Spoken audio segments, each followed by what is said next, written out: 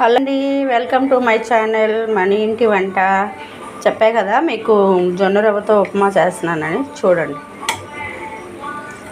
మనం ఏ రవ్వ అయినా, బొంబాయి రవ్వ అయినా, గోధుమ రవ్వ అయినా, ఏ రవ్వ అయినా సరే లైట్గా వేయించుకొని అది ఆరిపోయినాక డబ్బాలో పెట్టుకుంటే పురుగు పట్టదండి. మనకి సంగట కూడా అవ్వదు, అంటే ముద్దలా కూడా అవ్వదు. మనకి ముద్ద కావాలి అనుకుంటే మనం కొంచెం నీళ్ళు పోసి చేసుకోవచ్చు, కానీ దోరగా వేయించి పెట్టామంటే మనం డబ్బాలో ఆరిపోయినాక అసలు ఏది పురుగు పట్టదు, మంచిగా ఉంటుంది.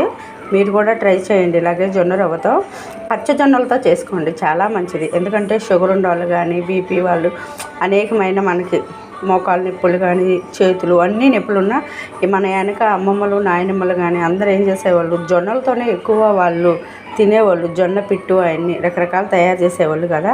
అలాగే మీరు ఒకసారి ఇలా ట్రై చేసుకోండి. నేను అన్నానని కాదు, మీరు జొన్నలు